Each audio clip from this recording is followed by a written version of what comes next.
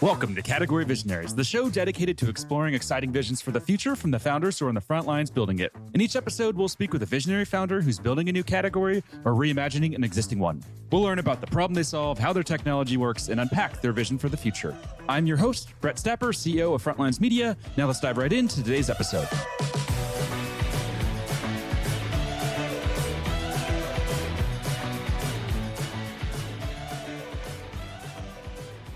Hey everyone, and thanks for listening. Today I'm speaking with Ian Kalin, CEO and co-founder of TurbineOne, a defense technology company that's raised $22 million in funding. Ian, welcome to the show. Thank you so much. Normally when I'm doing podcasts, I like to just skip the bio, skip the past, and just jump right into what the guest is actually building. But you've had such an incredible background. I'd be foolish and I'd be doing a disservice to our listeners if we didn't talk about it a little bit. So let's talk about your background. You were the first chief data officer for the U.S. Department of Commerce. Is that correct? That's right. What was that like? I love that job. Obama appointee. I wish I had it longer. I came towards the end of the administration. And so the nature of my senior executive appointment meant that I only had about 20 months in the job. And I wish it was longer because the work we did was very impactful towards the nation, towards disaster response. Of course, there were some good techie and data systems that I cared a whole lot about at the Census Bureau, the National Weather Service, places like that. But I loved it. It was one of the best jobs I've ever had. And how do you get a job like that? I'm guessing that wasn't just a random thing. You're probably doing some amazing stuff. So tell us what you were doing before that point. It was kind of random. I mean, it's like any other government job. Despite the political nature of the appointment, I didn't have any fancy political connections. It was a good old-fashioned job posting. And 20 interviews later, I got a job offer. Well, maybe it was 10. I don't remember. It's a few years back now. But, it was a long bureaucratic process of vetting where it really started with leadership. The Commerce Secretary, Penny Pritzker, branded that government organization as America's data agency and had a number of data initiatives that she was leading to make our nation stronger. And so from her leadership, she said, I need a technology executive that can speak the language of policy, understands tech, acquisitions, that can come in and lead a set of initiatives. And so, yeah, it was just a good old fashioned throw your name into a random email box and work your way through. But the more direct answer to your question is right before that gig, I was working as a product manager at another government-focused GovTech startup company called Socrata. So I was kind of already in the space, and I guess I've been working around that highly regulated sector now for, almost 20 years now. So it's something I deeply care about. And then if we move up from there, you were chief data officer at eHealth, then you were CTO, and the company went public, I believe, when you were there as well. Is that correct? Oh, no, it was already public, but it had quite a run. So I joined when the market cap of that publicly traded company behind Medicare.com was valued at about $300 million. I left at $3 billion market cap and valuation. So it was quite a, 10x, not 10%, 10x increase in value. And in a large part of that rise was we shifted a largely telephonic business into a mobile and tech business. It was well covered, had a chance to ring the bell at the NASDAQ and all that kind of stuff. A lot of fun. And also learned a lot about a set of technology systems that I had never led before. Also, I'd never touched healthcare before. My family is all medical folks, and I avoided healthcare as much as I could for as long as I could. But then joined eHealth, I think right after the Obama administration. And so that was my break into that category. And again, that was a fun ride. Now let's talk about the current ride, TurbineOne. What does the company do at a very high level? Adversary detection. We're helping the good guys find the bad guys. How does it work? Explain it to us like we're idiots. How does the technology work? Oh, you're not idiots. And I think this audience are some venture savvy, tech savvy folks. So the way I'll describe it is not the way I would speak normally, frankly, to, generals or admirals in the defense world where I work in, because they frankly speak a different language. Not good or bad, just different, just a different language. But the way it works is that it's software. It is a toolkit that anyone can use to find what they're looking for on any hardware from any sensor. The category of what we're working within is itself kind of new. So, just anyone who knows selling software to the government is not something that's natural. It's almost unnatural, especially at the federal level, let alone the defense sector. They're used to buying boxes, chips, and billable hours. So how it works often goes into, well, it's an app, it's an intelligence application. We primarily are serving those in the intelligence community. And what we're doing is solving the problem of overwhelmed warfighters. There are soldiers and sailors and Marines that spend way too much time staring at screens, looking for things. Bad guys, bad ships, intrusions on bases, drone attacks. And a lot of it is frankly just, humans with 6 screens up, they're just trying to not blink. And so a lot of our toolkit just simplifies that experience. Can we help folks find what they're looking for? You tell the system what you need to be alerted about. And when that condition is met, you get the alert, and then you're able to respond to that threat. Take us back to July 2020 and the founding of the company. That's a pretty interesting time to found a company. That's what, a couple months into the pandemic? Oh, wasn't COVID. Yeah, I did not meet my co-founder live until after the company had been around for a year. That was super weird. So yeah, we were incubated in another unusual category as we do this Frankenstein origin story of TurbineOne. The truth is that my co-founder, Matt Amaker, and I, we were employees of a VC firm. I thought, given some success in the healthcare sector, I was going to launch a healthcare startup. Matt was working as an interim CTO for a bunch of the portfolio companies of the VC firm. And that's how we met. We were employees, under the same firm and the same boss. And it was our co-founder, Dan Portillo, now the head of the general partnership, a VC firm that incubated TurbineOne as a co-founder with us. It was Dan and Matt's vision for national security that led to this idea of, can we bring better tech forward? Dan himself had worked with the US Digital Service, a number of other mission-driven organizations in the federal government. And they had this idea, and I had the business background of understanding government acquisitions. And so I guess I was kind of brought in to Dan and Matt's vision. And then we came up with this idea of spinning out the business, being hence the name TurbineOne, and launching it being fully focused on national security. So you get brought in, you spin it out, and then what happens for the first, let's say, 6 months? What were the top priorities? What were you guys working on? Oh, wild craziness. It's GovTech, right? So can anyone sell anything to anybody in its earliest stages? For those that aren't as familiar with the defense industrial complex, there actually are a lot of front doors. There's a lot of ways in which you can start to engage. There's small business innovation research hubs, there's exercises, there's competitions, challenge.gov, and things like it. And what seems perhaps like foreign and inaccessible can actually be quite approachable for those that have served in the military. And the other part of the origin story that's worth sharing for TurbineOne is that I wish I had this product back when I served. It became my experiences when I was in uniform was the starting ingredients for Matt to figure out what to go fix. I say, hey, this is what I wish I had 20 years ago. And Matt basically said, I can build that. And the argument that we had became the initial roadmap and prototype of our product, which was called the Frontline Perception System. So those first 6 months, all right, this is what I wish I had. Is that still needed? Like every good startup, you learn, you get out there, you test. But unlike whatever, a new food delivery app, or I don't know, even some exciting piece of hardware, it's actually really hard to do fast iterations with the government because their definition of fast is 4 to 5 years. So for you to be able to have, iterative cycles led us to join a bunch of exercises. That's what a lot of the first 6 months was like. We were able to, with no special access and no extraordinary means, join commercial military exercises to test and demo and said, hey, do you need this? Do you need this? Frankly, what I thought was already in the military in the, 15 years in between when I served and when I started this company, I thought a lot of the problems I saw had been fixed. It had to be. AI is common. Everyone's got mobile apps. Those level of systems that we use in our personal lives that I knew from social interactions that colonels and admirals had at home. So I just assumed they had it in their offices. To my surprise, a lot of the basic tech that I thought was so common at the Googles and the Facebooks of the world were not common to the Department of Defense. In fact, they didn't even know to ask for it. And so that's where those early 6 months in lessons and iterations and conversations led us to really refine down to, oh, actually, there is a very ubiquitous challenge out there that we can focus on by taking some of the best practices from industry with one key catch. And I think the may or not come up why I'm excited to be on this podcast. We had to create a new category first in order to really differentiate ourselves. Why is the military behind, would you say, in operate or using some of this technology? And I recently read the book Kill Chain. Oh, yeah, of And course. Yeah. interesting point there. And they were just, kind of painted a scary picture that we are reliant and using outdated technology. Why is that the case? Democracy. Whether we like it or not, the system incentivizes the situation we have. Like, it's not an accident. And explaining government and funding and the stakeholders is a much longer conversation than the podcast can afford. But in short, it's supposed to be complex. It's the biggest technology market in the world. And therefore, there's all sorts of established power structures that prevent, broadly, new ideas from showing up. And that's not just, by the way, like some startup perspective. That's not intrinsically a startup's problem. Even if you're in uniform and you want, take 100 forms and consolidate it down to 10 forms. Good luck with that in government. Having served myself in government many times, any change like that is immediately seen as high risk because the current situation, the current structures, incentives, acquisitions, budgeting, et cetera, is the low risk situation. So to make a change is itself a revolution. There's a lot of other great books out there. Hacky Bureaucracy is one of my favorite that is full of case studies and examples, most in the past 10 years, of how to transform government from within, how you can make those changes. But unfortunately, they're not broad enough. There's still too much work to be done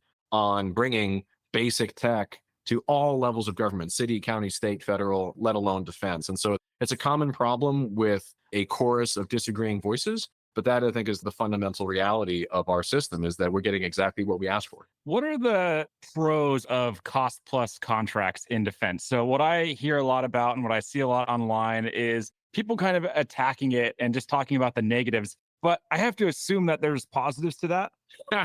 Yeah. But you're kind of like asking me to defend something that I don't know, almost have like an allergic reaction to. So I'm going to have to swallow some rage and frustrations and history to answer your question. Well, steelman it, right? I think that's the proper term here. Yeah. If So we like it, what would they say? Like, what would be their yeah, argument about them?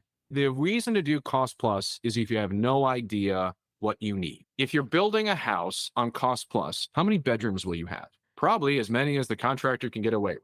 But if you say, I want a 2-bedroom house with 2 bathrooms, that's not cost plus. That's a very different experience.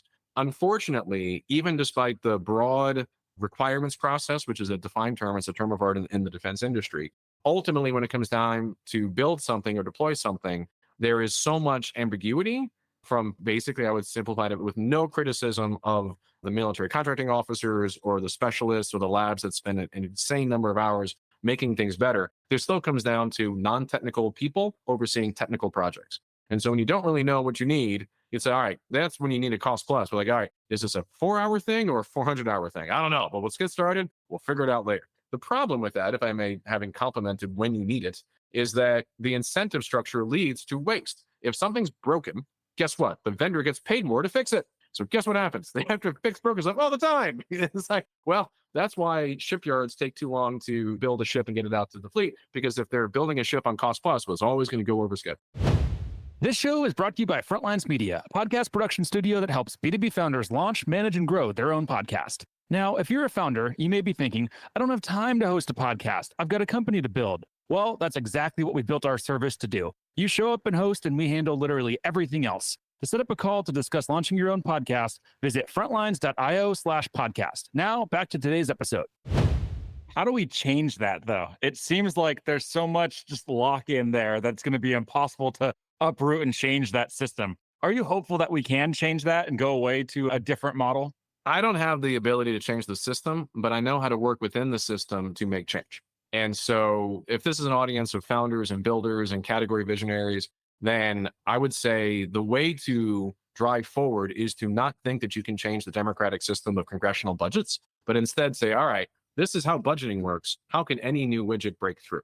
At TurbineOne, we have this philosophy around power structures and risk. We say, okay, who are the decision makers in any new thing getting to anybody? It has to be anchored in mission. There has to be urgency for that capability. Someone has to say, I don't want to deploy without this thing. I don't want to deploy without TurbineOne. If they're not saying that, they probably shouldn't be wasting their time. But finding those people is important. And for those builders that are able to connect with those needs in the national security space, that's the starting point. But unfortunately, it's insufficient to get a contract from anybody, to get it budgeted, to get it cyber cleared. And there's still a lot of work to get done. But for us, the playbook is built from past experience. We've learned from companies that have come before us. And now we're imitating the games of those with billions to sell contracts in the millions.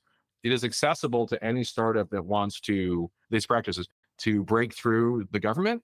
If you go in thinking you have to change the system, you're probably going to lose. You mentioned category creation there, which is, of course, one of my favorite topics in the world. So let's talk about your category creation efforts. At a high level, what is the category called? Software. Ain't that crazy? Ooh, baby, we're done. Yeah, I mean, it's scary, but that's kind of the point, is in defense, that is like, why would you think that's needed? You know, there is this phrase, there was a couple of conferences last week, a bunch of leaders basically saying that they want to wrap hardware around software rather than software around hardware. The rhetoric is there, but the budgets are not. If you look at how our nation invests, we spend a hell of a lot more time on physical things and billable hours and cost plus contracts. So right off the bat, there are some folks that are probably deeply offended by what I'm saying right now. And I think that's fine, because there aren't a lot of software companies that have found a way to break into the government. Maybe Microsoft Office. I think Palantir deserves some success there. But there aren't a lot more than that. They kind of run out. The list starts to trail off pretty quick. We're like, all right, who else is out there that anyone else would recognize my name?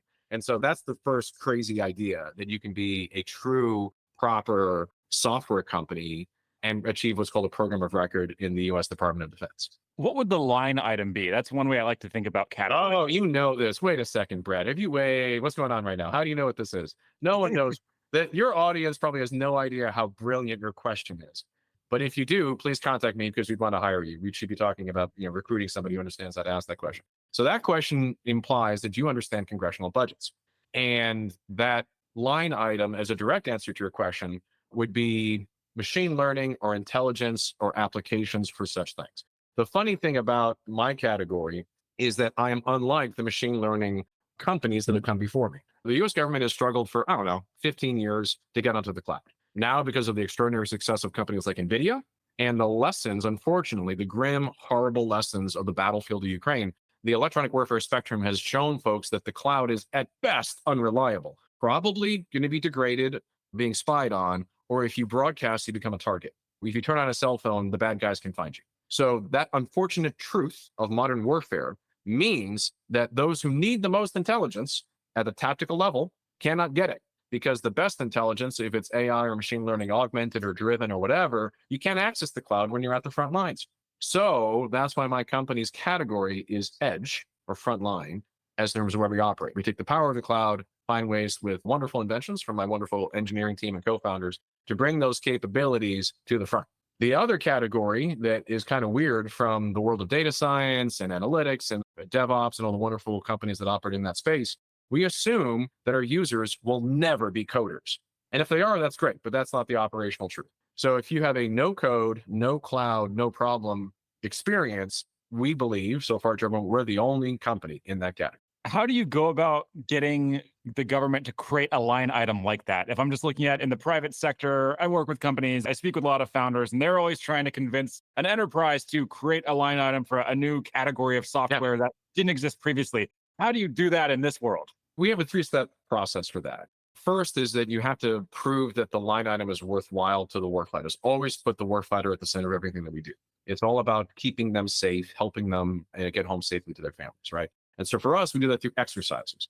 The broader category there is what I call R&D. R&D funds, although in the commercial sector, to get to the first million of ARR, to get that $10 million contract, can be very, very hard and famous. A lot of companies really struggle to get there. $1 million software license or a small business innovation research grant in the government is not special. There are thousands of them every cycle, and they're all over the place. So it's kind of a question of like scale that becomes kind of weird in translation. But the line items for us start with R&D. Mm-hmm. And then the second category is transition programs. And then the third category is programs of record. All the big money flows through programs of record in the military. And then to a large extent, the intelligence community and Department of Homeland Security, adjacent agencies like that as well. And so the goal is everyone wants to be a program of record. There's this often cited valley of death between the startup land and the programs of record. There are more transition programs now than even 5 years ago. So the market's better. And I guess I'm doing myself a disservice by explaining that because they don't really care about what your capability is at these transition programs. Things like Project Replicator or Raider or AppBit or StratFi or TACFi. Anyone who knows those acronyms knows what I'm talking about in terms of there's a lot more money spent on those than there were even 5-10 years ago. Now, that doesn't solve the valley of death problem, but knowing how to leverage those and achieve those is how you go from $1 million contracts to $30, $50 million contracts to the all sought after $1 billion programs of record. It's those are the three categories that have different tools. How to get into a paid exercise is very different than how to get a program of record, but each of those tools have their known tool set in order to be able to fund the business and grow to the next stage. How far away are you from getting a program of record contract? Very close, and yet still too far away. I have a lot of ambition and excitement for a program of record TurbineOne, but we're not at a stage yet where we can share any official news. For you to pull that off, what would need to happen? What would need to happen? Well, lots of things.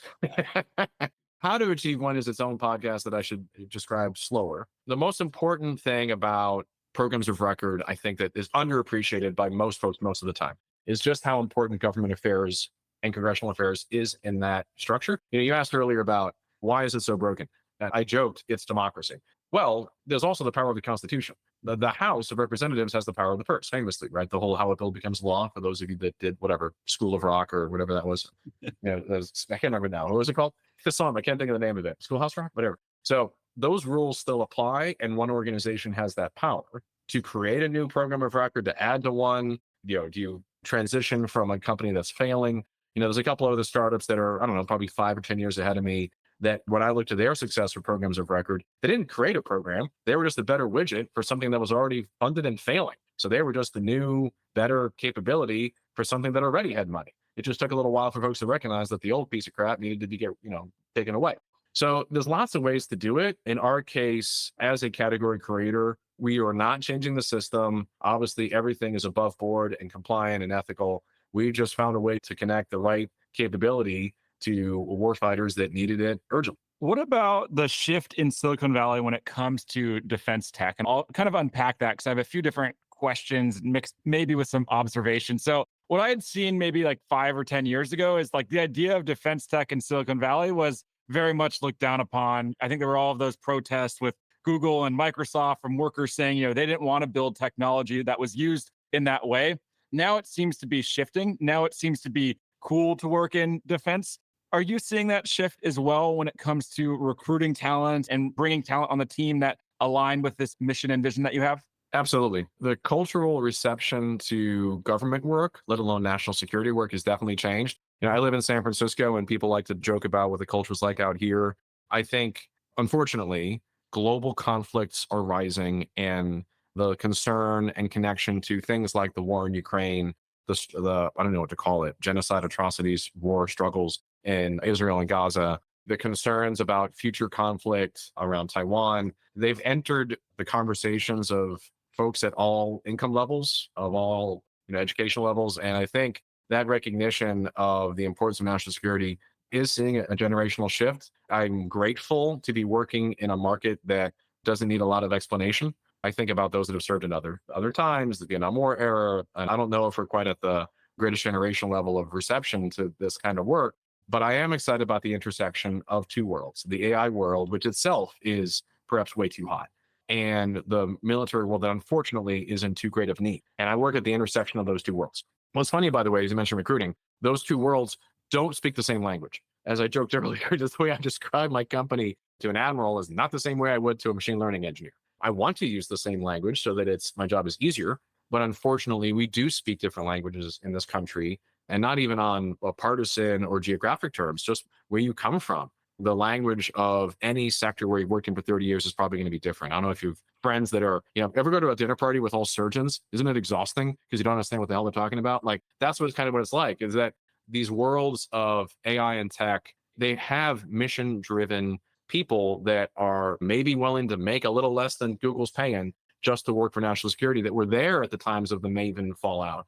We're struggling to have their voices heard. And so for those that are interested in national security, in keeping people safe, in finding a way to prevent the next great war, companies like mine have an open door. We all have our websites and we're all recruiting as best as we can because the market is doing well for us. And we need folks that are willing to cross those cultural divides from the military or intelligence into tech and vice versa. Because when we do, that's ultimately when we have the best breakthrough.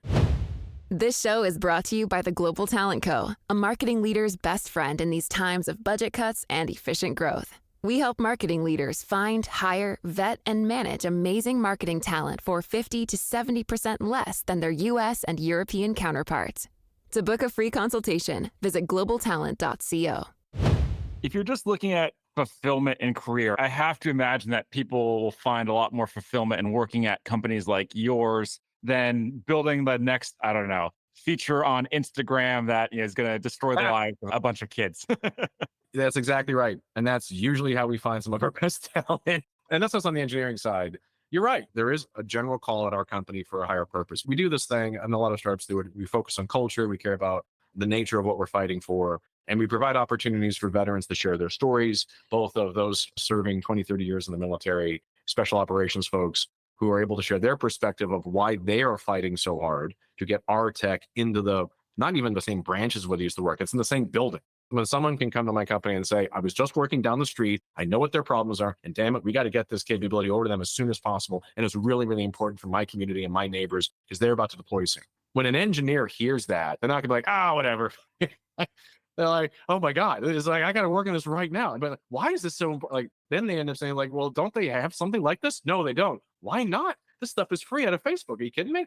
And so then they end up having these conversations about, okay, well, this is a transformative capability, especially in our category. Then the work is like, well, how do we help folks learn about it and trust it and understand that what they're doing is actually higher risk than this brand new capability that they barely even understand how it works. That is where a lot of the effort comes in, but you're exactly right, is connecting that mission with extraordinary builders is what our category is all about. And is it mostly people who have a background like yours? I think you had mentioned that there, veterans. Is it normally veterans, or are you getting a lot of those people who are, ex Google or XYZ big tech company? Both, at least at TurbineOne. So there is a recognition that experience matters. We don't have a large number of junior folks. We have a small number of senior folks, smaller number by I'll call headcount standards for a lot of other companies in the earlier stage and venture world. The reason we do that is part because of culture and experience, but we needed folks to really understand how complex the problem is.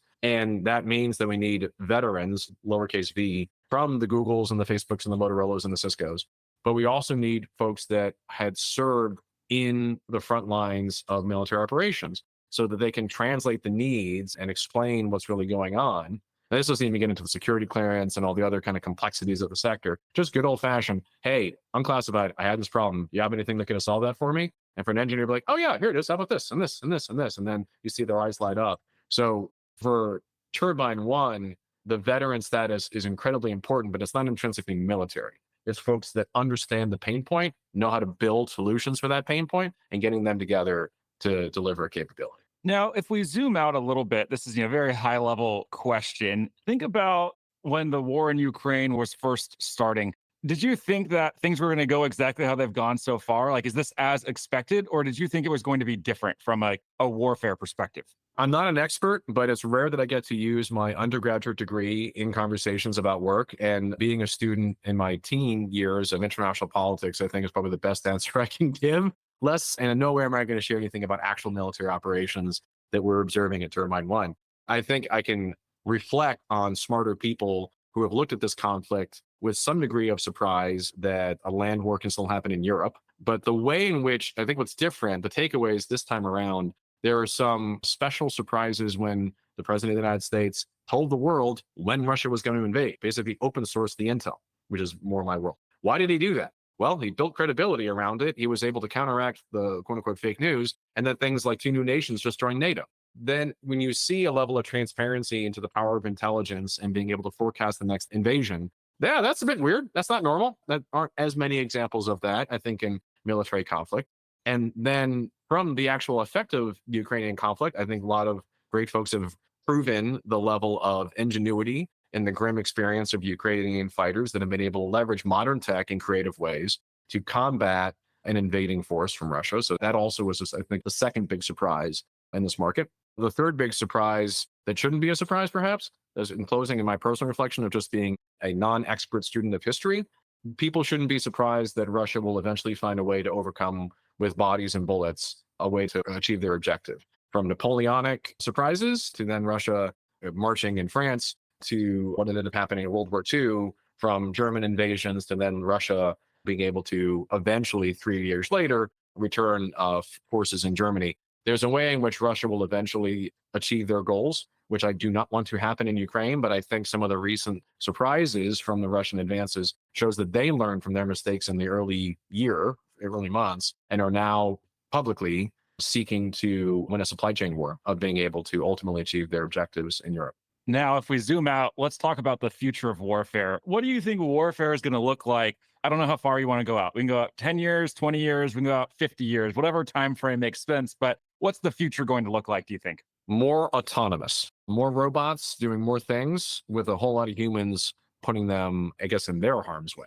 And to some extent, that is probably good. I'm a parent of 3 kids, and I don't want any of my kids, if they choose to serve in the military, to be close to what's called kinetic or active, dangerous gun shooting environments. I'd rather a drone go in first, given what I used to do in maritime interdiction ops and visiting boarding search and seizure operations in the Navy. I wish a robot could have gone in instead of me. The recognition of that from a moral perspective has led to major shifts in money, well covered by many media publication in terms of programs like Project Replicator or things like it, that are representations publicly of how the autonomous systems are becoming more common across the fleet. Marine Corps, Navy, Air Force, Army, everything to some extent is pushing more of those robots in more places. Of course, that comes with also greater risks. How autonomous are those systems? Do they have weapons release authority? In my world, one of the biggest challenges is all these new robots, they're not interoperable. They don't talk to each other. And everyone has the nerve to be surprised about it. So that frustration is like, hey, okay, if we're experimenting with these new tools, how do we do it responsibly? How do we ensure that the right ethical controls are in place for what those machines can do? How do we govern them? And I guess from the business perspective, how do we make sure they're not throwing a bunch of money at some wasteful boxes that don't do what these unfortunately exaggerating companies are claiming they should be able to do? What'll that look like then? It will be robots fighting another country's robots, essentially? At least of the first wave, yeah. So those that care about this category should not listen to me. They should just look up many a reported organization, the nonprofits, the think tanks that spend all their time talking about what would a future invasion of Taiwan look like, what's being done right now in the Israeli-Palestinian conflict. And you're seeing a hell of a lot more sensors. So I mean, like cameras, electronic sensors, that's putting that spelled with an S, sensors out on the battlefield that are being mounted on more devices that are flying, driving, swimming. Those systems are increasingly more autonomous, what's called without GPS navigation. They can move through systems, sending more of that data to a map in an operation center where generals are trying to decide what to do about it. So that's modern warfare. What happens when more of those sensors have too much data, and then maybe you have tipping and queuing? One drone has the camera, the other drone has the grenade. Well, then you got coordination, right? And what about if the electronic signature is 2 hours old? And so that is the work of modern intelligence, also known as automated target recognition. It's a whole category of modern warfare. They are working on this problem of, well, this is the new truth. So how do we defend ourselves? How do we combat it? How do we get ahead of those capabilities? Where are these systems manufactured is publicly being debated right now in Congress. So yeah, this is all the nature, the dangerous, scary nature of the world that we're living in.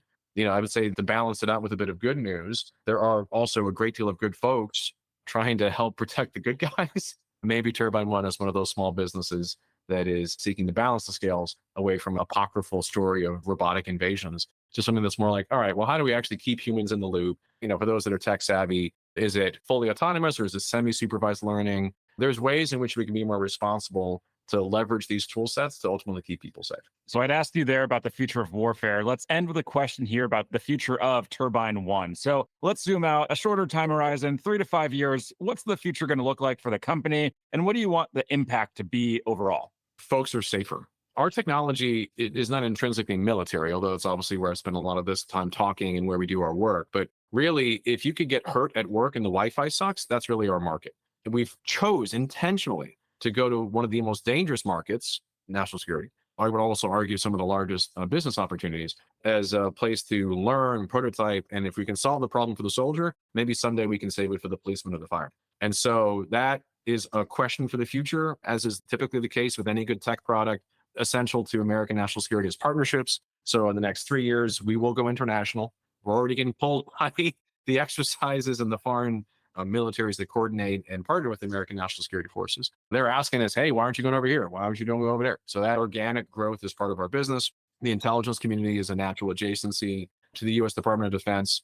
And so you start putting all those international and adjacent markets together. That's a hell of a lot of work for a long time. And then, just a lot of it just comes down to the people. I think about at the end of my week, it's the great folks that I have the privilege of serving with that are able to inspire me to the next wave of what our company should be working on. And a lot of it's just very simply more folks. There's too many problems out there for our existing team to handle and field.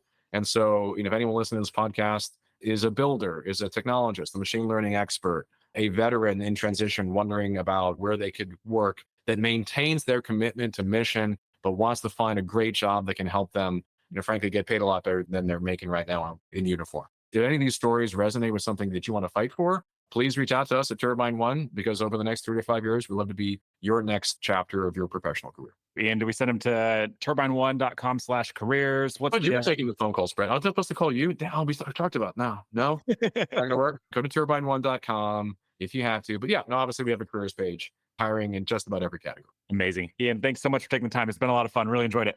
Likewise. This episode of Category Visionaries is brought to you by Frontlines Media, Silicon Valley's leading podcast production studio. If you're a B2B founder looking for help launching and growing your own podcast, visit frontlines.io/podcast. And for the latest episode, search for Category Visionaries on your podcast platform of choice. Thanks for listening, and we'll catch you on the next episode.